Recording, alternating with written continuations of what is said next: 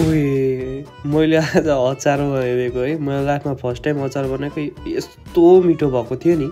सबभन्दा पहिला त म यो खोर्सानीहरूलाई यसरी केलाएर बटुकाभरि राखिदिएको छु।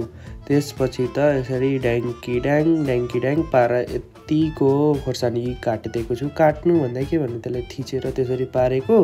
त्यसपछि चाहिने मरमसलाहरूले यसरी रोस्ट गरेर हल्का हल्का रोस्ट गरेपछि यो उफ्रिन थालेपछि यसरी पडपडी उफ्रिन थालेपछि यत्तिको हल्का हल्का पहिलो जस्तो हुन्छ। त्यसपछि चारवटा कागतीहरूलाई यसरी काटेर निचारिदिएको छु सबै जुसहरू। अनि त्यो गेडाहरू चाहिँ निकालिदिनु है, नभए तितो हुन्छ कस्तो।